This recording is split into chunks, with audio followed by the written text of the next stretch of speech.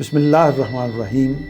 ناظرین کرام، روزہ ہمارے عمل، ہمارے اخلاق اور ہماری روح پر ایسے اثرات مرتب کرتا ہے کہ ہمارے لیے شیطان کی ترغیبات اور نفس کے داعیات کے باوجود تقوی کی نشو و نما ممکن ہو جاتی ہے۔ چنانچہ رمضان کے دوران میں ہمیں اس بات کا جائزہ لیتے رہنا چاہیے کہ آیا ہم روزے کے ان اثرات سے فی الواقع فیضیاب ہو رہے ہیں یا نہیں ہو رہے۔ اگر روزوں نے ہمارے اندر تقوی کو پروان نہیں چڑھایا ہے تو اس کا مطلب یہ ہے کہ ہم نے کھانے پینے کے اوقات میں تبدیلی کے سوا کچھ بھی حاصل نہیں کیا۔ روزہ ہماری عملی، اخلاقی اور روحانی زندگی پر جو اثرات مرتب کرتا ہے اس میں چند نمایاں یہ ہیں۔ ایک اثر نمازوں میں سرگرمی ہے۔ اپنے مالک کے حضور میں سربہ سجود ہونا انسان کی معراج ہے۔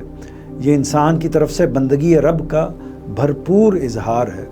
رمضان میں چونکہ پورا ماحول اللہ تعالیٰ کی عبادت میں سرگرم ہوتا ہے، اس لیے ہر شخص کے اندر عبادت کا رجحان بڑھ جاتا ہے۔ چنانچہ یہ مہینہ ہمیں یہ موقع فراہم کرتا ہے کہ ہم رضائے الہی کی جستجو میں نماز کو اپنے معمولات کا سب سے اہم حصہ بنائیں۔ استاد گرامی جناب جاوید احمد صاحب غامدی کے نزدیک اس ضمن میں ہمیں سہجہتی منصوبہ بندی کرنی چاہیے۔ ایک یہ کہ اس کی حتی المقدور کوشش کی جائے کہ فرض نمازیں کسی حال میں قضا نہ ہوں اور مسجد میں باجماعت نماز کا اہتمام کیا جائے۔ دوسرے یہ کہ فرض نمازوں کے ساتھ ساتھ زیادہ سے زیادہ نوافل ادا کرنے کی کوشش کی جائے۔ تیسرے یہ کہ تہجد کی نماز کو اس مہینے میں اپنا معمول بنا لیا جائے۔ اگرچہ اس بات کی روایت پڑ گئی ہے کہ رمضان میں تہجد کی نماز عشاء کے ساتھ تراویح کی صورت میں پڑھی جاتی ہے، مگر اس کا اصل طریقہ یہ ہے کہ اسے تنہائی میں اور رات کا کچھ حصہ گزر جانے کے بعد ادا کیا جائے۔ رمضان میں اس کی اس قدر اہمیت ہے کہ نبی کریم صلی اللہ علیہ وسلم نے فرمایا کہ جو شخص رمضان کی راتوں میں اپنے ایمان کو قائم رکھتے ہوئے ثواب کی نیت سے تہجد کی نماز پڑھنے کے لیے کھڑا ہوتا ہے، اس کے تمام اگلے گناہ معاف کر دیے جائیں گے۔ روزے کے اثرات میں دوسری چیز مطالعہ قرآن ہے۔ رمضان میں مطالعہ قرآن کی اہمیت دو پہلوؤں سے ہے۔ ایک یہ کہ یہ وہ بابرکت مہینہ ہے جس میں قرآن مجید نازل ہوا ہے۔ اس سے واضح ہوتا ہے کہ ماہ رمضان کی قرآن مجید کے ساتھ خاص مناسبت ہے۔ دوسرے یہ کہ اس مہینے میں خدا کی بات سننے اور سمجھنے کی طلب ہر دل میں پیدا ہو جاتی ہے اور خلوت میسر ہونے اور روزمرہ مصروفیات میں کمی کی وجہ سے فہم قرآن کا ایک طرح سے پورا موقع میسر آ جاتا ہے۔ اس موقع سے انسان کو پورا فائدہ اٹھانا چاہیے اور قرآن مجید کی زیادہ سے زیادہ تلاوت کرنی چاہیے۔ یہاں یہ واضح رہے کہ تلاوت سے مراد قرآن مجید کو بے سوچے سمجھے پڑھنا نہیں ہے، بلکہ نہایت غور و فکر کے ساتھ اس کا مطالعہ کرنا ہے۔ روزے کے اثرات میں سے تیسری چیز انفاق ہے۔ اللہ کی راہ میں اپنا مال خرچ کرنا انفاق ہے۔ آخرت کی کامیابی کے لیے اللہ کی راہ میں خرچ کرنے کی بہت زیادہ اہمیت ہے۔ قرآن مجید میں ارشاد ہے، ہم نے جو کچھ تمہیں عطا فرمایا ہے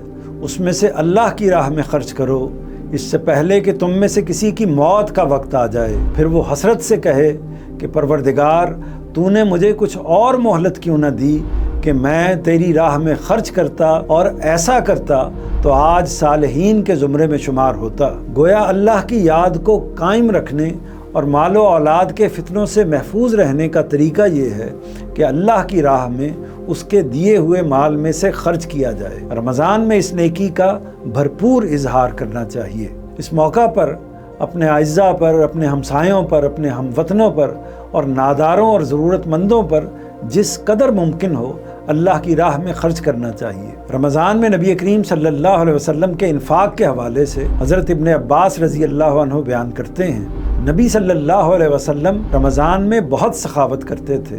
آپ کی سخاوت چلتی ہوئی ہوا سے بھی زیادہ تیز ہوتی تھی۔ حضرت عائشہ رضی اللہ عنہا فرماتی ہیں، نبی کریم صلی اللہ علیہ وسلم یوں تو عام حالات میں بھی بہت زیادہ فیاض تھے، لیکن رمضان میں تو آپ سراپا جود و کرم بن جاتے تھے۔ رمضان میں انفاق کی ایک صورت روزہ دار کو روزہ افطار کرانا بھی ہے۔ حضرت زید بن خالد نبی صلی اللہ علیہ وسلم سے روایت کرتے ہیں کہ جس نے کسی روزہ دار کو افطار کرایا اس کے لیے روزہ دار کے برابر اجر ہے اور اس سے روزہ دار کے اجر میں کوئی کمی واقع نہیں ہوگی۔ روزے کے اثرات میں سے چوتھی چیز نفس پر قابو ہے۔ شیطان انسان پر جن راستوں سے زیادہ طاقت کرتا ہے وہ بطن اور فرج ہیں۔ اگر انسان اپنے پیٹ اور اپنی شرمگاہ کے تقاضوں کو بے لگام نہ ہونے دے تو وہ بیشتر برائیوں سے محفوظ رہتا ہے۔ نبی صلی اللہ علیہ وسلم نے فرمایا ہے کہ جو شخص ان چیزوں کے بارے میں مجھے ضمانت دے سکے جو اس کے دونوں گالوں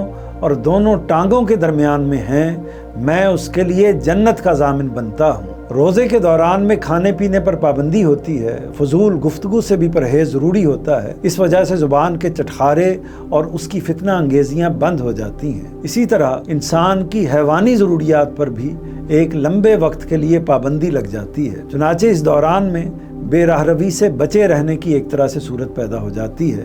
یہی وجہ ہے کہ نبی کریم صلی اللہ علیہ وسلم نے شادی نہ ہونے کی صورت میں روزہ رکھنے کی ہدایت فرمائی ہے۔ حضرت عبداللہ بن مسعود رضی اللہ عنہ سے روایت ہے کہ نبی صلی اللہ علیہ وسلم نے فرمایا، جو شخص شادی کرنے کی استطاعت رکھتا ہو وہ نکاح کرے، اور جو اس کی استطاعت نہ رکھتا ہو وہ روزہ رکھے۔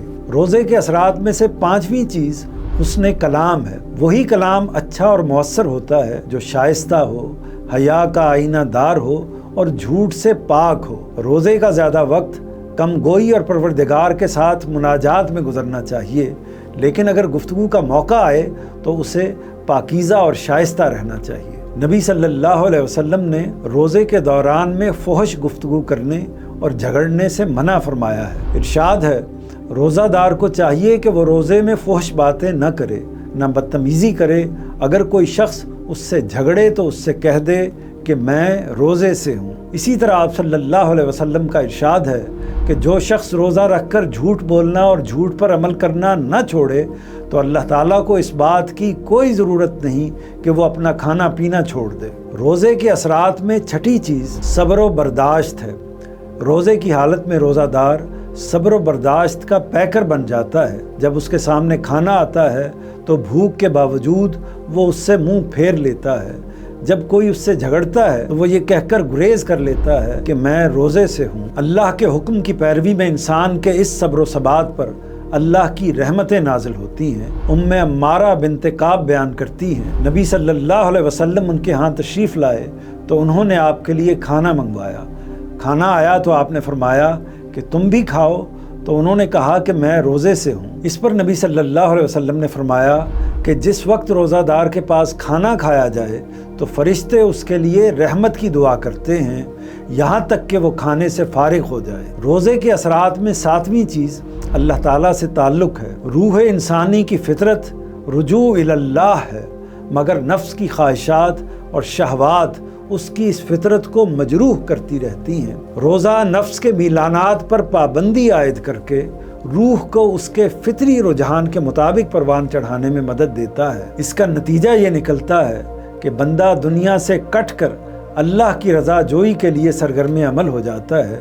یہی وجہ ہے کہ روزے کی عبادت اللہ تعالیٰ کی محبوب ترین عبادت ہے اور اللہ نے اس کا خاص اجر بیان فرمایا ہے۔ نبی صلی اللہ علیہ وسلم کا ارشاد ہے، اللہ تعالیٰ نے فرمایا ہے کہ آدمی کا ہر نیک عمل اس کے کام کا ہے، مگر روزہ خاص میرے لیے ہے اور میں ہی اس کا بدلہ دوں گا، قسم اس کی جس کے قبضے میں میری جان ہے۔ روزہ دار کے منہ کی بو اللہ کے نزدیک مشک کی بو سے بہتر ہے۔ روزہ دار کے لیے 2 خوشیاں ہیں، ایک خوشی روزہ افطار کرتے ہوئے حاصل ہوتی ہے اور دوسری خوشی اس وقت حاصل ہوتی ہے جب وہ اپنے مالک سے ملے گا اور روزے کا اجر دیکھ کر خوش ہو جائے گا۔